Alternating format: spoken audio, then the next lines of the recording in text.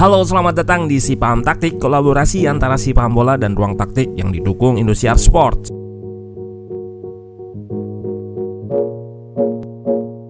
Di video kali ini kita akan analisis laga kualifikasi Piala Asia U20 antara Indonesia versus Vietnam.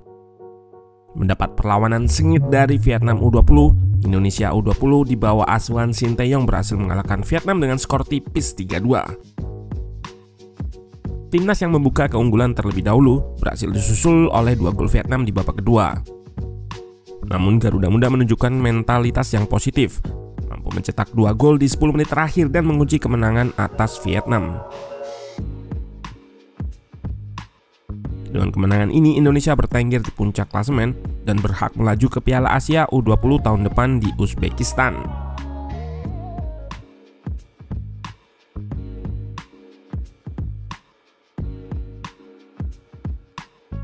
Dari susunan pemain di starting line up, di atas kertas Sinteyong menurunkan formasi 4 back yang bisa diubah menjadi 3 back.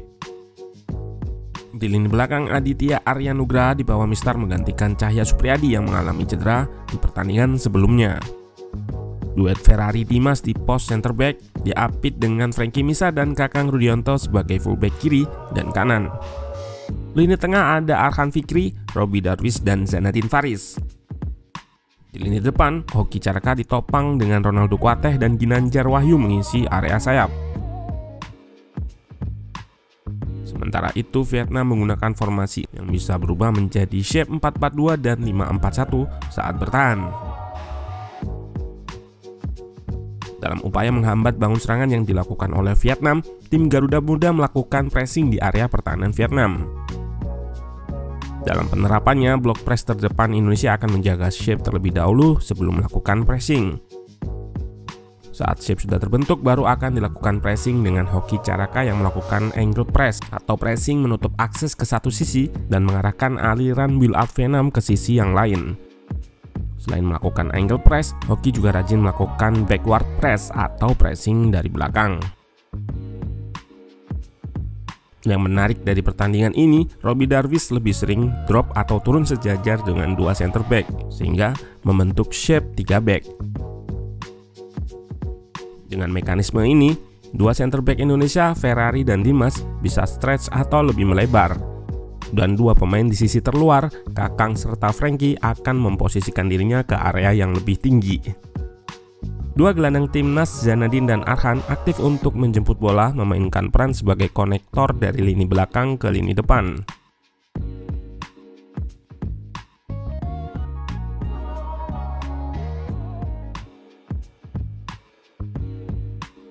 Namun proses progresi timnas nggak selalu bergantung kepada Zanadin dan Arhan, karena 3 pemain di lini belakang, Dimas, Robby Darwish, dan Ferrari memiliki kemampuan distribusi yang cukup baik.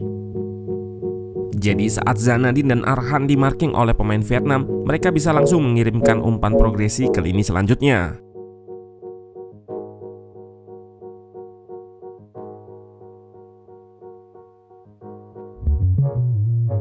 Saat fase bangun serangan ini, pemain depan timnas aktif melakukan pergerakan tanpa bola untuk menarik pemain Vietnam yang menerapkan man marking, sehingga bisa membuka ruang yang bisa dieksploitasi oleh pemain lain.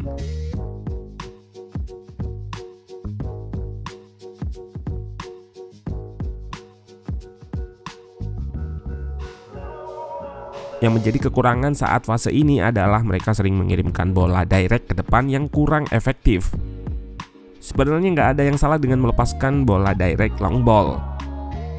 Namun yang jadi kunci sebelum melepaskan long ball, harus melakukan invite press terlebih dahulu untuk menarik blok press atau garis pertahanan Vietnam naik dan buka ruang di lini belakang. Serta dibutuhkan akurasi dan timing yang tepat dalam melakukan long ball ini.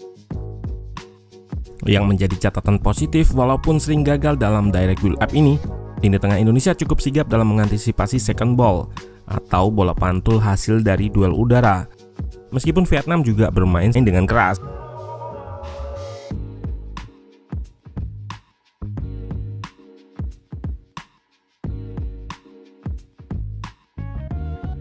Dalam melakukan serangan, Indonesia beberapa kali memanfaatkan sisi sayap sebagai outletnya. Dengan shape 3 back di belakang, 2 pemain terluar atau wingback bisa lebih naik untuk melakukan overlap. Skema ini terbantu dengan winger timnas yang sering masuk ke area half space mengikuti fullback Vietnam.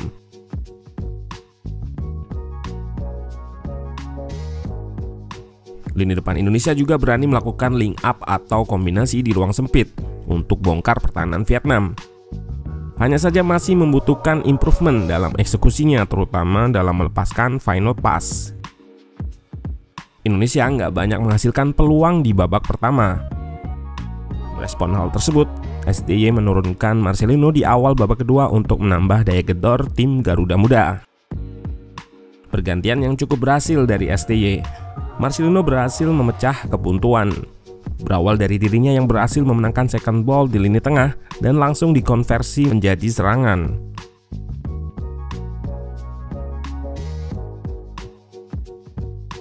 Di tepi luar kotak penalti, ia berhasil melewati satu pemain Vietnam dan melepaskan tendangan dari luar kotak yang membuka keunggulan timnas Indonesia.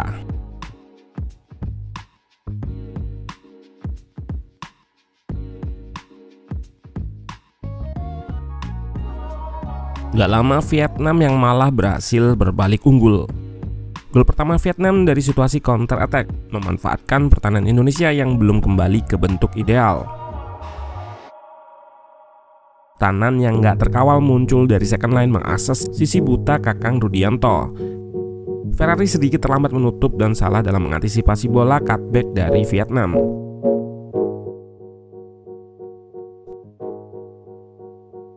Gol kedua juga dari situasi serupa.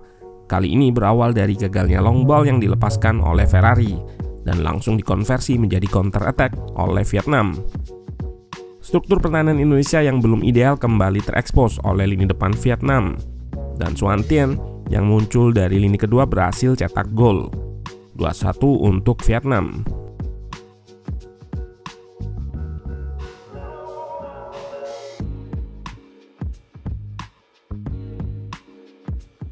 Kelemahan timnas pada laga ini memang terlihat ada celah saat menghadapi counter attack.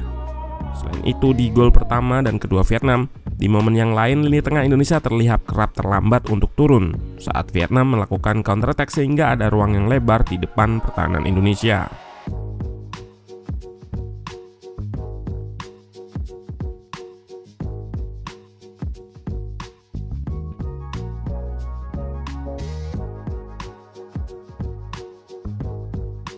Di samping itu, Garuda Muda menunjukkan mentalitas dan daya juang yang tinggi. Dalam tempo kurang dari 10 menit, mereka bisa membalikkan keadaan. Gol penyamak kedudukan dicetak oleh Ferrari dari situasi corner kick.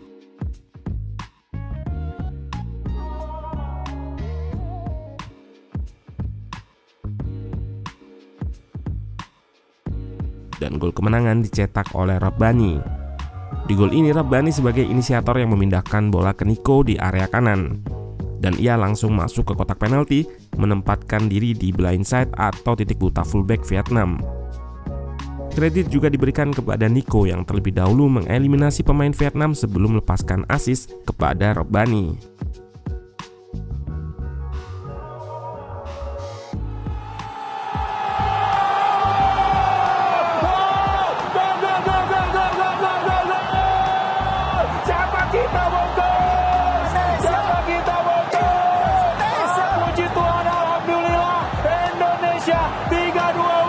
Luar biasa, tekanan bertubi-tubi yang terus diberikan